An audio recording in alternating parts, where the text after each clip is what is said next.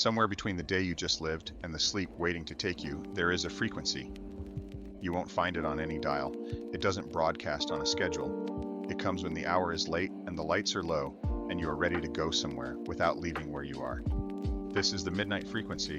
What follows are radio dramas, some set in the smoky, rain-soaked world of the old golden age, where private detectives walked dark streets and every shadow had a secret. Some take place closer to now, some venture further out, into times and places that haven't happened yet. All of them are original stories, written in the spirit of the programs that once kept the whole country listening in the dark. From this moment forward, there are no interruptions, no commercials, nothing to pull you back. If you found something here worth returning to, we'd be grateful for your support. The details are in the show notes, but that's for later. Right now, there is only the story. Get comfortable. Let it come. The Widow on Mulholland, an old-time radio drama in the style of Philip Marlowe. February in Los Angeles. The city had decided it was spring, the way it periodically did without consulting the calendar, and the jacaranda trees on Figueroa were making their annual argument in purple. I had the window open and a cup of coffee that was still hot, which was a good sign for the morning. I was reviewing my case files, which is what I called reading the newspaper when I was trying to feel professional about it. The woman who came through my door at 8:15 did not knock. People who do not knock are either very confident or very frightened. In my experience, the most frightening ones are both. Her name was Margaret Ashford. I knew it before she told me because I had seen her photograph in the society pages 3 or 4 times over the years. She was the kind of woman whose name appeared in the society pages the way certain mountains appeared on maps, simply because they were there and had always been there. Widow of Charles Ashford, the shipping man, home on Mulholland Drive, 2 children, a son in Boston and a daughter named Claire, who was, according to the last notice I'd seen, engaged to be married to a young attorney named Robert Ellison. She sat down without being asked and folded her hands on her purse and looked at me with the expression of a woman who has spent 40 years being competent and has arrived at a problem that competence alone cannot solve. My daughter is missing. Her name is Claire. She is 26 years old. She was to be married on Saturday. Today is Thursday. 2 days. She was last seen yesterday morning at 10 o'clock. She had a fitting for her dress at a shop on Wilshire. The seamstress confirms she arrived, had the fitting, left at 10:30. She was expected home for lunch. She did not come home for lunch. She did not telephone.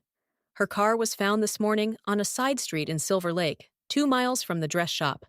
Locked. Her purse inside. Her keys inside. Has anyone contacted the police? Detective Santos at the 6th Street station was very courteous. He took a report. He told me that adults are not considered missing persons until 48 hours have elapsed, and that there was no evidence of foul play, and that young women occasionally need time to themselves before significant life events. He is not wrong that young women occasionally need time to themselves. Claire is not that kind of young woman. Tell me about Claire. Claire is not a woman who misses appointments. She is not a woman who leaves her purse in a locked car. She is not a woman who disappears 2 days before her wedding without telling anyone where she is going or why. She is organized, deliberate, and considerate of other people's time. These are not my opinions. They are observable facts about her character accumulated over 26 years. And the wedding itself, was she happy about it? She was. I want to be precise about that, Mr. Malone, because I understand why you're asking. Claire chose Robert. She was not pressured. She is not an unhappy woman running from a life she didn't choose. Whatever has happened to her, it is not that. Tell me about Robert Ellison. He is 29. He practices corporate law at Beaumont and Cross, a firm downtown. He comes from a good family in Pasadena. He is intelligent, presentable, and Claire loves him. I find him pleasant and slightly opaque, but that is not unusual in young men of his type, and I do not consider it diagnostic. Beaumont and Cross. You recognize the name. It came up in a case recently. Different context. Where is Robert now? At the house. He arrived last night when Claire didn't come home. He is very distressed. He wants to help, and there is nothing for him to do, which is difficult for a man of his temperament. I'll need Claire's address book if she kept one. Names of close friends, anyone she might have confided in, her routine for the last 2 weeks, and the name of the dress shop. I anticipated the question. I looked at Margaret Ashford and thought that she was probably the most formidable person who had ever sat in my office, including the ones who had brought guns. She had a missing daughter in 2 days, and she had shown up at 8:15 in the morning with a prepared list, because panic was a luxury she had decided she could not afford. I'll call you by noon with whatever I have. She is a good person, Mr. Malone. Whatever she has found herself in the middle of, she does not deserve to be there. I'll find her. I put on my coat and went to Silver Lake to look at a locked car with a purse inside it, because that was where Claire Ashford had last been, and the beginning of a thing is usually the best place to start understanding it. The car was a 1946 Ford Coupe, dark blue, parked on a residential street called Landa in Silver Lake, 2 miles from the dress shop and half a mile from the reservoir. Santos had sent a patrol unit to look at it the previous evening, and they had looked at it and concluded that a locked car with a purse inside it on a quiet residential street was not a crime scene, which was technically accurate and professionally incomplete. I stood on the sidewalk and looked at the block, quiet, residential, the kind of street where people knew their neighbors' cars and would notice one that didn't belong. I knocked on the door of the nearest house. The woman who answered had lived on Landa Street for 11 years and knew every car on the block. She had noticed the blue Ford the previous morning around 11 o'clock. She had noticed it because it was parked in front of her house, which was where her sister parked when she visited, and she had looked out to see if her sister had arrived unexpectedly. It was not her sister. She had also noticed, because she was a woman who noticed things, that the young woman who got out of the Ford had stood on the sidewalk for a moment, looking at something across the street before she walked away. She had gone east, toward the reservoir. She had not come back. I walked east toward the reservoir. It was a pleasant morning, and the path around the water was occupied by the kind of people who were occupied with it at 9 in the morning. Dog walkers, a man reading on a bench, 2 women talking with the focused energy of a conversation that had been ongoing for some time. I showed Claire's photograph, which Margaret had included with the prepared list, to everyone I encountered. The man on the bench had seen her. He was a retired schoolteacher named Hoffman, who came to the reservoir every morning at 10 and read for 2 hours. He had seen a young woman matching Claire's description sitting on the bench at the far end of the path at approximately 11 the previous morning. She had been sitting with another woman, older, dark-haired, well-dressed. They had talked for perhaps half an hour. The conversation had not appeared friendly exactly, but it had not appeared unfriendly. It had appeared, in Hoffman's words, serious. The other woman had left first. Claire had sat alone for a few minutes after, looking at the water. Then she had walked north, away from her car. I walked north. 3 blocks north of the reservoir, on a street called Kenilworth, there was a Catholic church called St. Anthony's. It was the kind of small neighborhood church that had been there longer than most of the neighborhood around it, quiet and slightly worn in the way of places that have absorbed a great deal of human difficulty over the years. The side door was open. I went in. Good morning. Can I help you? Father, my name is Jack Malone. I'm looking for a young woman who may have come in here yesterday morning. Her name is Claire Ashford. Mr. Malone, sit down, if you would. I sat in a pew near the front, and Father Gabriel sat in the pew across the aisle, and the church was very quiet around us in the way that churches were quiet, which was a different kind of quiet from other buildings. I am going to be careful about what I tell you, because some of what I know in a context that requires my discretion. But I can tell you that a young woman came to St. Anthony's yesterday morning, and that she was frightened. Not in danger, she told me, but frightened. Did she tell you why? She had learned something about someone close to her. She needed time to decide what to do with what she knew. About Robert Ellison. She asked me if she could stay for a while, to think. I told her she could stay as long as she needed. She stayed for perhaps an hour, and then she left. She told me she was going to see someone, a woman she trusted. Did she say who? She said a name, Nora. She said Nora would know what to do. I thanked Father Gabriel and went back to my car and looked at Margaret's list. There was a Nora on it, Nora Vale, listed as Claire's closest friend since college, an address in Los Feliz, a telephone number. I drove to Los Feliz. Nora Vale ran a small architectural firm out of the ground floor of a craftsman house on Rowena, which was the kind of professional arrangement that worked if you were good enough that clients came to you rather than the other way around. She was. I knew her work vaguely. She'd designed 2 buildings in Los Feliz that had been written up in the papers, the kind of buildings that looked like they had always been there even though they hadn't. She answered the door before I knocked, which meant she had been watching for someone, and when she saw it was me, her expression went through 3 things in quick succession: relief, wariness, and a decision. You're the detective Margaret hired. Jack Malone. Is Claire here? Yes, she doesn't want to be found, but she needs to be.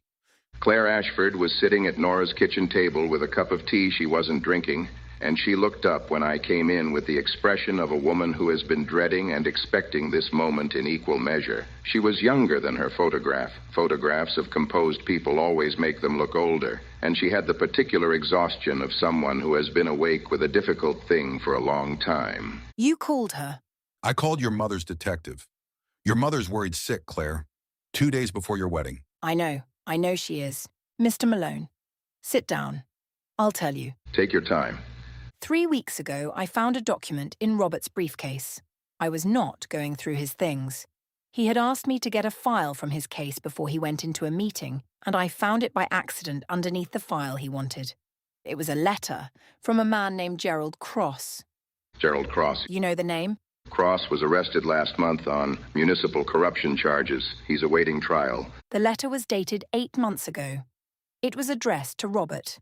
It referenced payments, specific amounts, specific dates, routed through Robert's firm. Robert was the attorney of record for 3 of the shell companies Cross used to move the contract money. He knew. He knew. He structured the arrangements. The letter is... Cross was thanking him for his discretion, for his continued partnership. I took the letter. Robert doesn't know I have it. Where is it now? Here. I've been carrying it since I took it because I didn't know what else to do with it. I looked at the letter without touching it. It was what she said it was. Specific, damning, the kind of document that a careful man should have destroyed and hadn't because careful men sometimes believe they are more untouchable than they are. Robert Ellison's name was in the 3rd paragraph, unambiguous. The woman you met at the reservoir yesterday, who was she? Her name is Patricia Fitch, Warren Fitch's wife. She contacted me 2 days ago, said she needed to speak with me privately. I didn't know what to think. I went. She told me that Robert had approached Warren Fitch 6 months ago after I had become engaged to Robert. She said Robert had made it clear that a connection to the Ashford family would be useful to the operation, that the Ashford shipping interests could provide cover for moving certain funds internationally. She said Robert had told Warren Fitch that the marriage was part of the plan. Tell him the rest, Claire. She also said that when Cross was arrested, Robert began making arrangements, different arrangements. She didn't know the specifics, but Warren Fitch told her that Robert was managing his exposure, that there were people who could be made to look more responsible for things than they were. Did she say who? She said my mother's name. Claire, I need the letter, and I need you to stay here with Nora until I tell you it's safe to move. Can you do that? Yes. Nobody comes to this door until you hear from me or from Detective Santos. Nobody. I've got a deadbolt and a telephone. We'll be fine. I went back to my car with the letter in my inside pocket and thought about Robert Ellison sitting in Margaret Ashford's house on Mulholland, very distressed, with nothing to do. A young attorney from Pasadena with a good family and a pleasant manner, and the particular opacity that Margaret had noticed and filed away. A man who had looked at Claire Ashford and seen 2 things at once, and had been careful enough to make one of them real so that no one would look too hard at the other. I called Santos from a payphone on Rowena. Santos listened without interrupting, which was one of the things I appreciated about Santos. He had the discipline to wait until he had all of it before he decided what to do with it. When I finished, there was a pause of about 4 seconds. Beaumont and Cross, Ellison's firm. Henry Beaumont is already cooperating on the Cross case. If Ellison was running the shell company paperwork, Beaumont knows it. He'll want to get ahead of it. The Ashford angle, using the wedding as cover for moving money internationally. Margaret Ashford doesn't know anything about it. She needs to be told before Ellison realizes the letter is gone. I'll go to Mulholland myself. Keep Ellison there until I arrive. Santos. He may already know the letter is missing. He's had 24 hours. Then I'll drive fast. Malone, good work finding the girl. She mostly found herself. I just followed the thread. Robert Ellison was arrested at the Ashford house on Mulholland Drive at 2:15 on Friday afternoon. Santos told me later that he had been very composed about it, the way certain people were composed when the thing they had been dreading finally arrived and turned out to be no worse than they had imagined. He had not run. He had asked for his attorney, which was a reasonable request from a man who was himself an attorney and understood that the next several years of his life were going to be conducted primarily in courtrooms. Henry Beaumont, who was already cooperating and looking for additional cooperation to offer, confirmed the shell company arrangements within the hour. Patricia Fitch's account was corroborated by documents in Warren Fitch's home office that Santos had had a warrant to search for 3 weeks and had finally found a reason to execute. I went to Nora Vale's house on Rowena at 6 in the evening and told Claire that it was done. She listened to the whole of it without expression, in the careful way of a person managing the distance between information and feeling. And when I finished, she was quiet for a long time. He was kind to me. I want you to know I'm not. I know what he was doing. I understand it. But he was kind to me. I don't know what to do with that. You don't have to do anything with it right now. My mother is going to be... I don't know what she's going to be.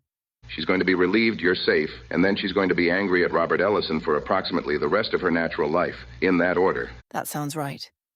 Thank you, Mr. Malone.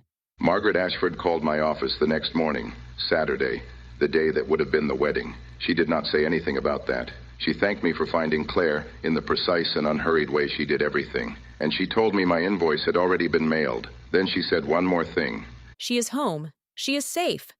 That is the only thing that matters today. The rest will sort itself out. Things do, eventually, even the bad ones. Yes, ma'am, they do.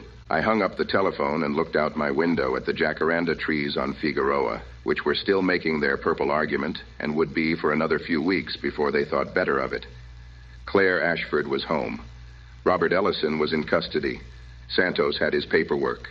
Margaret Ashford had her daughter. 2 days. That was all it had taken and all it had cost. And I thought about Robert Ellison, who had sat across from Claire every day for 2 years and been 2 things simultaneously, and about how that required a particular kind of discipline that I had always found more frightening than simple malice. Malice you could see coming. Discipline wore better suits. I poured myself a drink I hadn't earned yet and decided to count finding her before Saturday as sufficient. Outside, Los Angeles went on doing what it did. It always did. This has been The Midnight Frequency. The studio goes dark now. Sleep well.